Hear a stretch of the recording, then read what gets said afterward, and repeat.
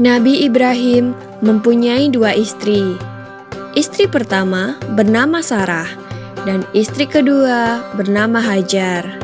Sarah melahirkan seorang anak laki-laki yang dinamakan Ishak, dan Hajar melahirkan anak laki-laki juga yang bernama Ismail.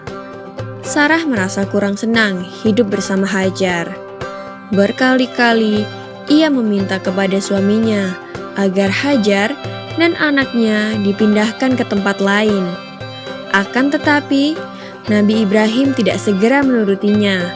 Barulah setelah menerima perintah dari Allah, Nabi Ibrahim mengajak Hajar dan Ismail pindah ke Mekah. Ismail yang masih menyusu pada waktu itu terpaksa harus mengikuti kedua orang tuanya menempuh perjalanan yang begitu jauh dan melelahkan. Hajar dan Ismail ditempatkan di daerah padang pasir yang tandus, sunyi, dan terik matahari yang menyengat kulit. Tak ada seorang pun di sana kecuali mereka berdua. Setelah beberapa tahun Nabi Ibrahim alaihissalam meninggalkan anak dan istrinya itu, ia pun merasa rindu. Beberapa kali ia mengirim utusan untuk melihat keadaan anak dan istrinya itu. Dan ketika utusannya mengatakan bahwa anak dan istrinya dalam keadaan yang baik-baik saja, Nabi Ibrahim pun merasa lega. Ternyata kehidupan istri dan anaknya itu diberi serba kecukupan oleh Allah Subhanahu wa Ta'ala.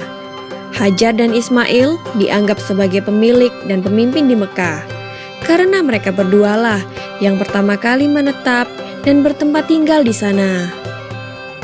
Demikianlah Nabi Ibrahim tidak dapat menahan kerinduannya. Ia pun berangkat ke Mekah dan bertemu dengan Hajar dan Ismail di padang Arafah.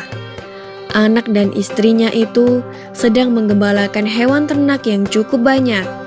Dalam perjalanan pulang ke Mekah, setelah menggembalakan ternak, mereka beristirahat di Musdalifah karena kelelahan dan akhirnya tertidur. Dalam tidurnya yang sebentar itu, Nabi Ibrahim alaihissalam mendapat wahyu melalui mimpinya. Ia diperintahkan oleh Allah untuk menyembelih Ismail. Anak kesayangannya itu harus dikurbankan sebagai bukti patuhnya Nabi Ibrahim terhadap Tuhannya. Seketika itu juga, Nabi Ibrahim terkejut dan berdebar-debar. Tampak begitu beratnya ujian kali ini.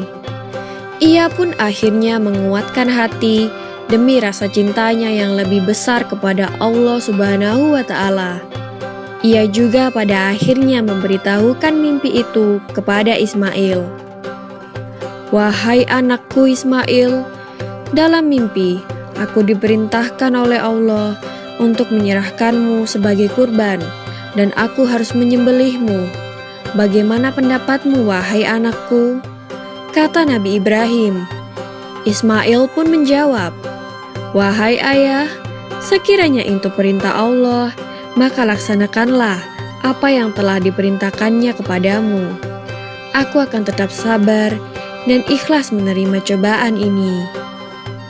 Dikisahkan iblis berusaha merintangi perintah Allah kepada Nabi Ibrahim.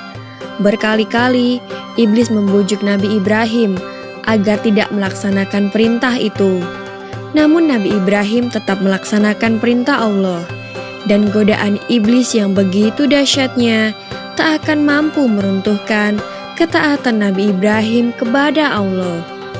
Nabi Ibrahim membawa Ismail ke atas bukit. Di sana, Ismail mengenakan kain penutup mata, dan pedang tajam pun sudah dipersiapkan. Ketika pedang itu sudah berada di leher Ismail, tiba-tiba tubuh Ismail pun diganti dengan seekor kambing yang gemuk oleh malaikat Jibril. Dengan demikian, selamatlah Ismail dari penyembelihan.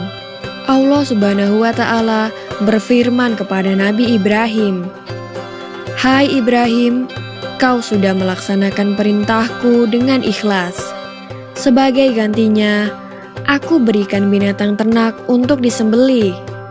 Ini adalah cobaan besar bagimu."